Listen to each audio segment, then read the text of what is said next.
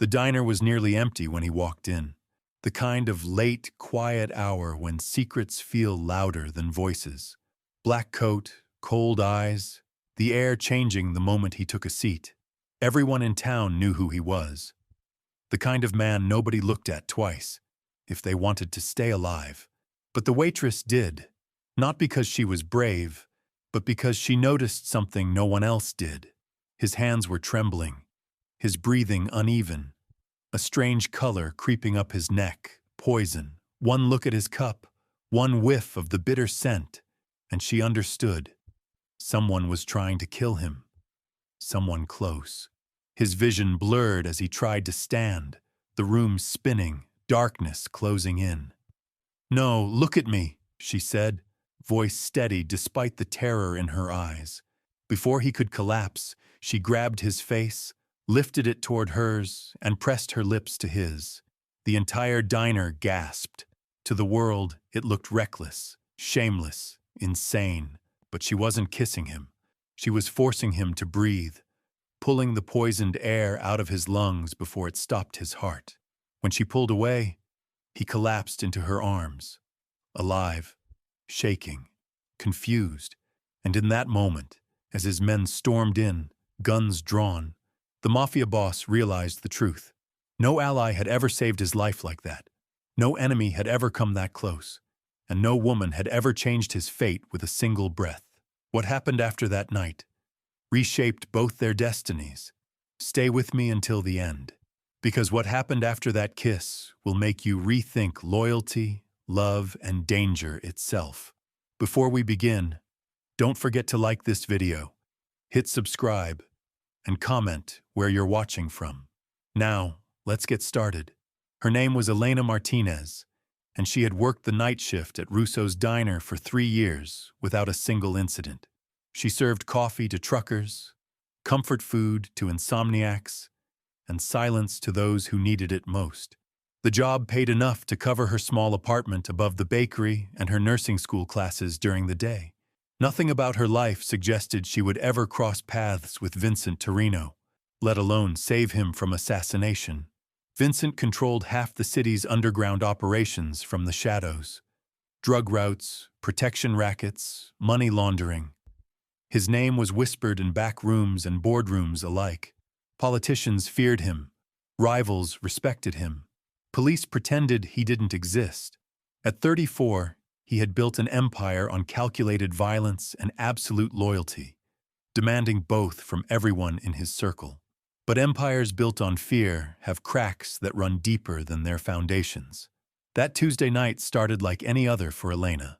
She tied her hair back, checked the coffee machines, and prepared for another 8-hour shift, serving the forgotten souls of the city.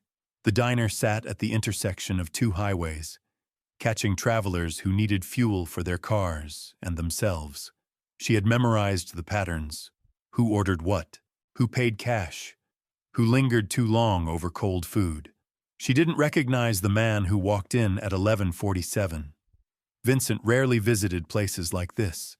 His usual haunts were exclusive restaurants with private dining rooms, places where conversations happened behind closed doors, and every waiter had been thoroughly vetted. But tonight was different. Tonight, he was supposed to meet Marco Castellano, his trusted lieutenant and childhood friend, for what Marco had described as an urgent discussion about territorial disputes in the Harbor District. The choice of location had surprised Vincent. Marco typically preferred their usual spots: the back room at Gino's, the private office above the jewelry store, anywhere with multiple exit routes and familiar faces. But Marco had insisted this meeting required absolute secrecy, somewhere no one would think to look for them. Vincent slid into the corner booth, positioning himself with a clear view of both entrances. His dark coat remained buttoned despite the diner's warmth. Elena approached with a coffee pot and that practiced smile she reserved for customers who looked like they carried trouble in their pockets.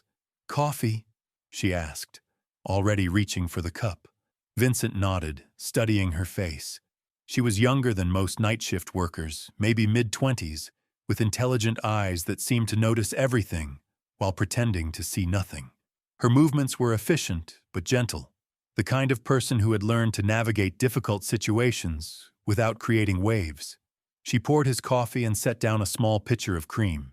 "Are you waiting for someone?" "Yeah. Should be here any minute."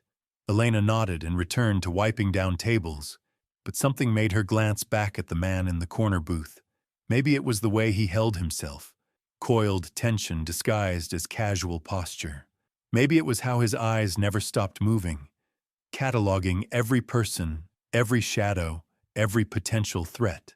Or maybe it was simply intuition, the same instinct that had kept her safe during 3 years of serving strangers in the middle of the night.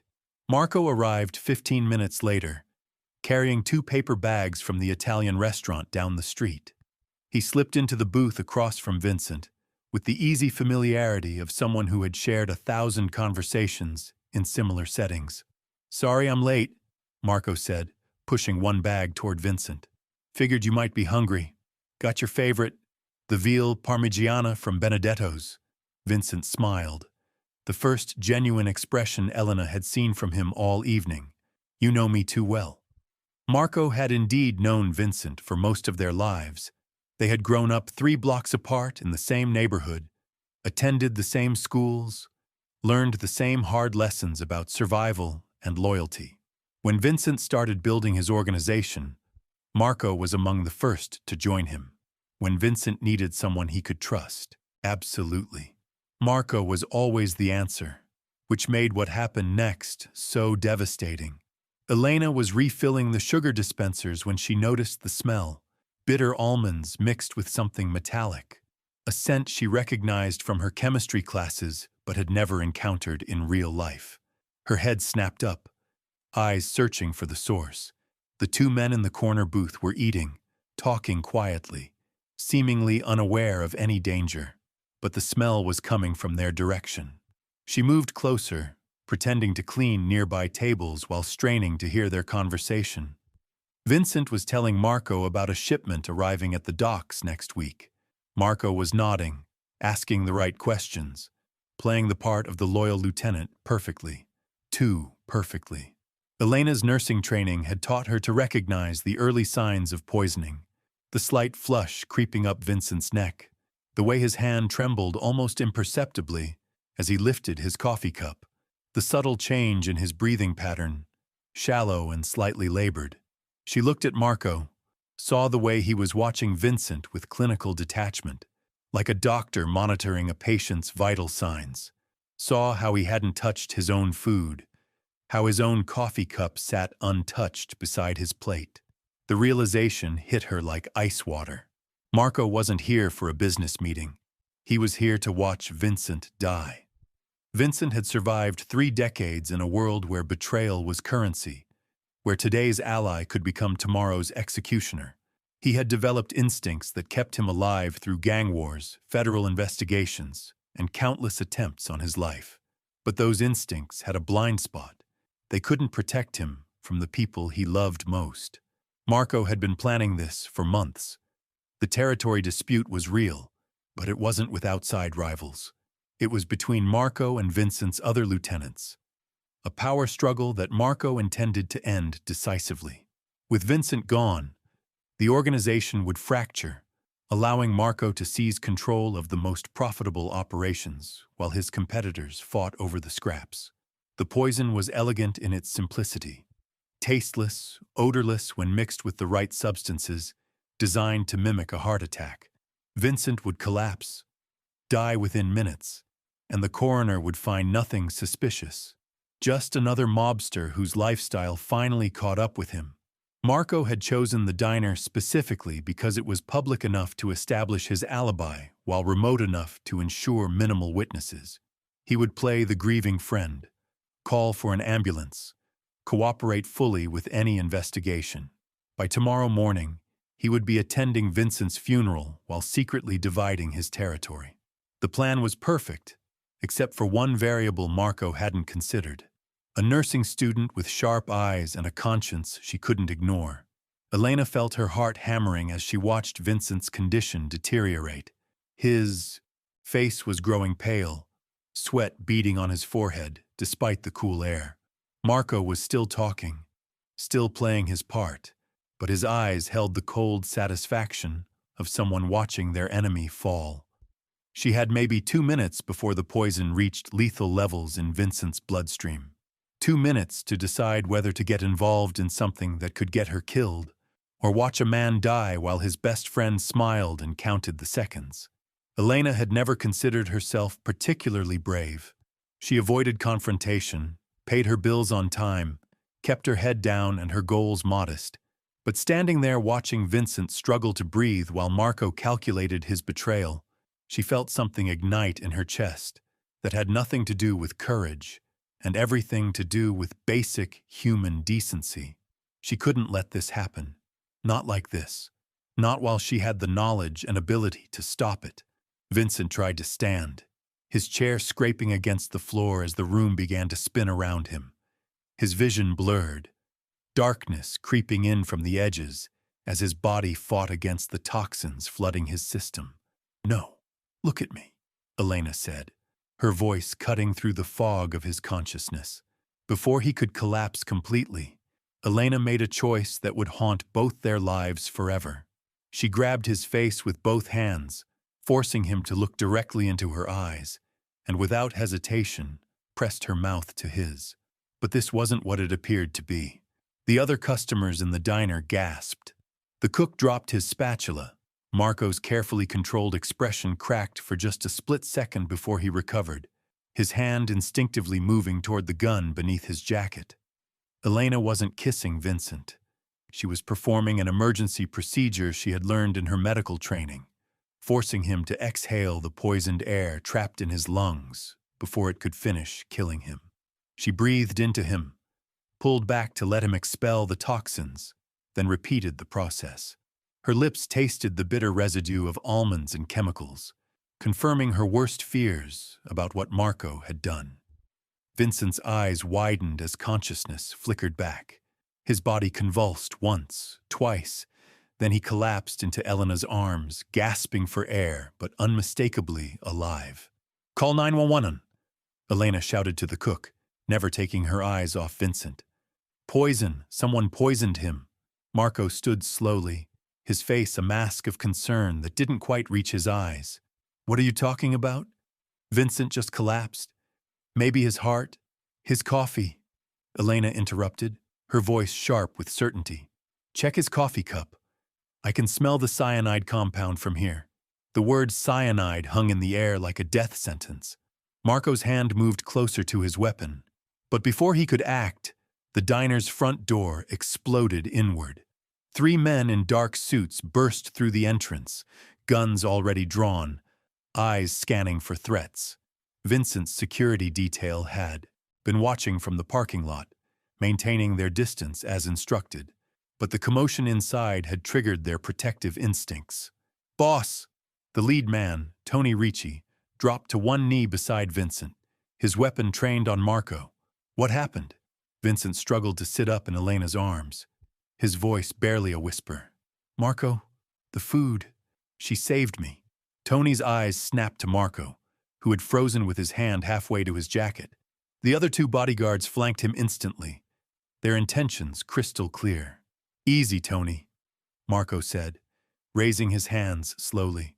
"I'm just as shocked as you are. We were having dinner when Vincent collapsed. Thank God this young lady knew what to do."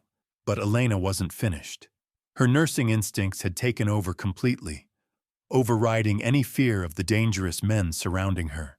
"Someone needs to test that coffee immediately. The poison is still active. If anyone else drinks from that cup, they'll die within minutes." She turned to Vincent, checking his pulse, monitoring his breathing. "How do you feel? Any chest pain? Difficulty focusing?" Vincent stared at her with an expression that mixed gratitude with something deeper, a recognition that this stranger had not only saved his life, but had done so at enormous personal risk. "I'm alive because of you," he managed to say. Marco watched this exchange with growing desperation.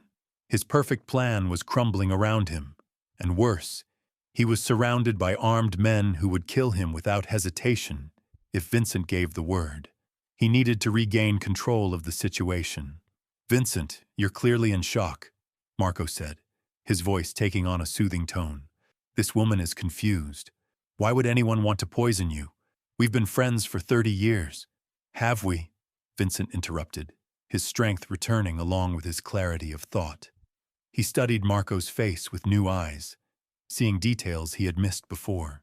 The slight nervousness, the way Marco had insisted on this specific location, how Marco had brought the food from outside instead of ordering from the diner. Elena stood slowly, her uniform stained with coffee and her hands still shaking from adrenaline. I need to wash my hands and mouth, she said. That poison is still on my lips. Tony gestured to one of his men. Sal, go with her. Make sure she's safe. As Elena headed toward the restroom, Vincent pulled himself into a sitting position on the floor. The poison's effects were fading, but the betrayal was just beginning to sink in. 30 years, Vincent repeated, his voice growing stronger. You've been by my side for 30 years, Marco. You were at my wedding. You held my daughter when she was born. You were there when cancer took my wife. Marco's composure began to crack. Vincent, please. You're not thinking clearly.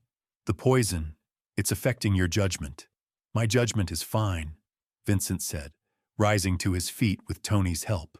Better than it's been in months, actually. Those territorial disputes you've been reporting, the ones that required so many private meetings, were those real, Marco? The silence stretched between them like a chasm. Around the diner, the other customers had either fled or pressed themselves against the far walls, trying to become invisible. The cook had retreated to the kitchen, presumably calling the police as Elena had instructed. Marco's hand twitched toward his weapon again, but he was outnumbered and outgunned. His only chance was to maintain his innocence until he could find an opportunity to escape. I don't know what you're implying, Marco said carefully. If someone poisoned you tonight, we need to find out who. But it wasn't me, Vincent. It could never be me. Elena returned from the restroom, her face pale but determined. She had rinsed the poison residue from her mouth and hands, but the weight of what she had witnessed was clearly affecting her. The police will be here soon, she announced, and probably paramedics. You should go to the hospital for blood work. Make sure all the toxins are out of your system. Vincent nodded, but his attention remained fixed on Marco. Tell me about the food, Marco. Where exactly did you get it? Benedetto's, like I said. Your favorite place. And you carried it here yourself? Didn't let anyone else handle it? Marco hesitated for just a fraction of a second, long enough for Vincent to notice. Of course. I wanted to make sure it stayed warm. Elena stepped forward, her voice quiet but confident. The poison wasn't in the food. It was in the coffee. I could smell it when I got close to your table. Someone added it after you started drinking. All eyes turned to Marco, whose face had gone ashen. The coffee had been poured by Elena herself, served in clean cups from the diner's kitchen. The only person who had been close enough to add anything to Vincent's cup after that was the man sitting across from him. Vincent felt something die inside his chest, not from poison this time, but from the crushing weight of betrayal by someone he had loved like a brother. Why, Marco? Vincent asked, his voice barely audible. What could be worth 30 years of friendship? Marco's facade finally crumbled completely. His shoulders sagged, and for a moment, he looked every one of his 58 years. You know why, he said quietly. You've always known. The business is changing, Vincent. The old ways aren't working anymore. We need someone younger, someone who understands how to adapt. So you decided to kill me? I decided to save the organization, Marco replied, meeting Vincent's eyes for the first time since his collapse. Your way was going to get us all killed or arrested. The feds are closing in. The other families are getting stronger, and you're still operating like it's 1995. Elena listened to this exchange with growing horror. She had saved a man's life without knowing who he was or what he represented. Now she was learning that both men were criminals, that she had potentially saved one murderer from being killed by another. But as she watched Vincent's face, saw the genuine pain of betrayal, the way his hands shook not from poison but from heartbreak, She realized the situation was more complex than simple good versus evil. Sirens wailed in the distance, growing closer with each passing second. Marco heard them too, and his desperation reached a breaking point. "Vincent, we can still fix this," he said urgently. "We can tell the police it was an outside attack, someone trying to hurt both of us. We can—" "No," Vincent said firmly. "We can't fix this, Marco. You tried to murder me. You looked me in the eye, shared a meal with me and watched me die. There's no coming back from that." Tony and the other bodyguards waited for orders, their weapons still trained on Marco. One word from Vincent would end this permanently, but Vincent hesitated. Despite everything, despite the poison and the betrayal and the calculated cruelty of Marco's plan, 30 years of friendship couldn't be erased in a single moment. Elena saw his struggle and understood it in a way that surprised her. She had grown up in a neighborhood where loyalty was everything, where betrayal by family or close friends was considered the worst possible sin. She could see that Vincent was torn between justice and mercy, between protecting himself and honoring their shared history. The police sirens were getting closer. Within minutes, the diner would be swarming with cops, paramedics, and probably federal agents. Decisions made in the next few moments would echo for years to come. Years to come. Elena looked at Vincent, then at the approaching sirens, then back at Marco, who stood frozen between his former friend and certain death. Something in her nursing training kicked in, not the medical part, but the human part. The part that had taught her that sometimes healing meant making impossible choices. "Vincent," she said quietly, her voice cutting through the tension like a scalpel. "The police will be here in less than 2 minutes. Whatever you decide about Marco, decide it now. But remember, once they walk through that door, everything changes. For all of us." Vincent's eyes met hers, and in that moment, she saw something she hadn't expected. Not the cold calculation of a crime boss, but the wounded confusion of a man whose world had just shattered. The poison hadn't just attacked his body. It had destroyed his ability to trust his own judgment. Marco seized on the hesitation. "Elena's right, Vincent. We need to think about this logically. If you kill me here in front of witnesses, you'll spend the rest of your life in prison. Is that what you want? Is that what your daughter would want?" The mention of Vincent's daughter hit like a physical blow. Elena saw it in the way his shoulders tensed, the way his breathing changed. She didn't know about his family, but clearly Marco was playing his final card. "Don't," Vincent said, his voice deadly quiet. "Don't you dare bring her into this. She's already in it." Marco pressed on desperately. "You think the feds won't use your arrest to go after everyone connected to you? You think they'll care that she's innocent? Your death tonight was supposed to protect her, Vincent.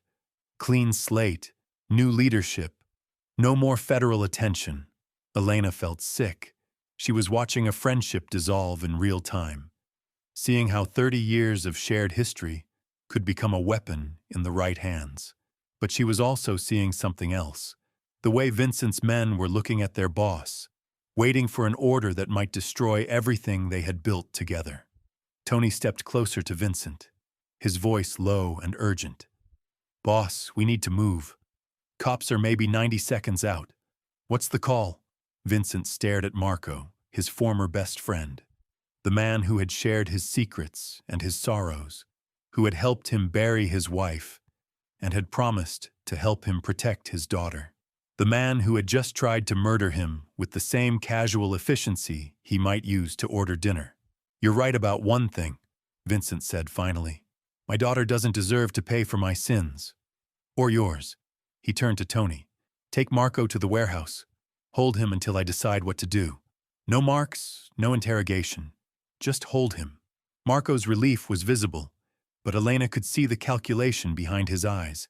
He was already planning his next move, already thinking about how to turn this temporary reprieve into permanent survival. "Vincent, you're making the right choice," Marco said, his voice thick with false gratitude. "We can work through this. We can—" "Shut up," Tony growled, grabbing Marco's arm with enough force to make him wince. "You talk when the boss tells you to talk." As Tony and his partner escorted Marco toward the rear exit, Vincent turned to Elena. The sirens were close now, maybe 30 seconds away, and she could see the weight of leadership settling back onto his shoulders like a familiar coat. "You saved my life tonight," he said simply. "That creates a debt between us." Elena shook her head. "I don't want anything from you.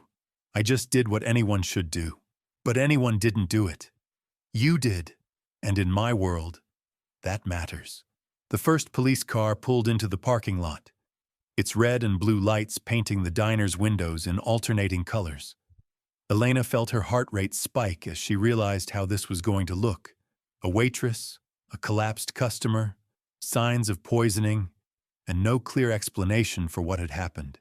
Vincent seemed to read her thoughts. "Don't worry. I'll handle the police. You were just doing your job, trying to help a customer who collapsed. You don't know anything about anything else."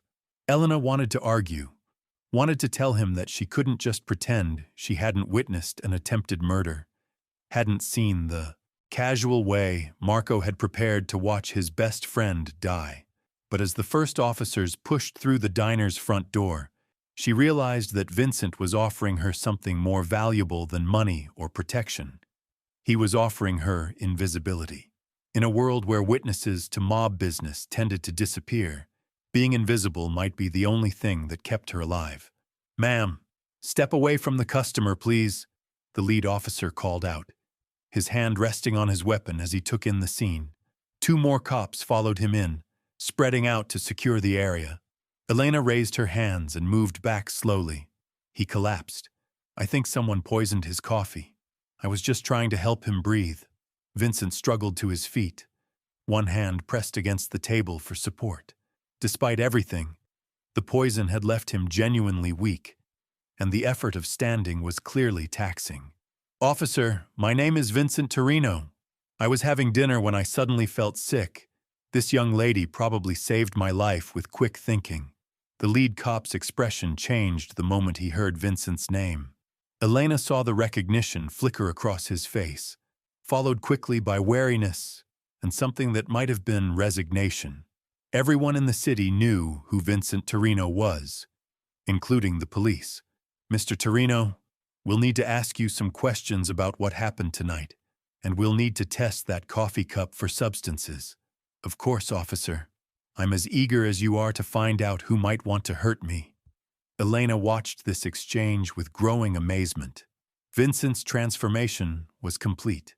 From wounded victim back to composed crime boss, managing the situation with the same skill he probably used to run his organization. She was seeing firsthand how someone survived 30 years in a world where every conversation might be their last. The paramedics arrived next, wheeling in equipment and immediately focusing on Vincent's condition. Elena found herself pushed to the sidelines as professionals took over, checking his vital signs and preparing to transport him to the hospital for blood work. But as they loaded him onto a stretcher, Vincent caught her eye one more time. "Elena Martinez," he said, and she realized he had somehow learned her full name in the chaos of the evening. "I won't forget what you did tonight." It wasn't a threat. It wasn't quite a promise either. It was simply a statement of fact, delivered with the weight of absolute certainty. Elena understood that her life had just changed in ways she couldn't yet comprehend. The police kept her for 2 hours, asking the same questions in different ways, trying to understand how a nursing student had known to perform what they were calling an unorthodox, life-saving technique. Elena stuck to the truth as much as possible. She had smelled something wrong, recognized signs of poisoning, and acted on instinct to help. She didn't mention Marco's suspicious behavior. She didn't mention the conversation about territory disputes or betrayal. She certainly didn't mention the guns or the way Vincent's men had appeared with military precision. As far as the official record was concerned, she was simply a good Samaritan who had used her medical training to help a customer in distress.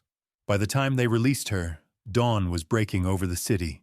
Elena walked out of the police station exhausted, emotionally drained, and acutely aware that her normal life had ended the moment she decided to save Vincent Torino's life. Her phone buzzed with a text from her nursing school study group, asking if she was still planning to attend their review session that morning. Elena stared at the message, trying to reconcile her academic world with what she had just experienced. How was she supposed to sit in a classroom discussing medical ethics when she had spent the night watching a Mafia boss nearly die from poisoning by his best friend? She typed back that she wasn't feeling well and needed to skip the session.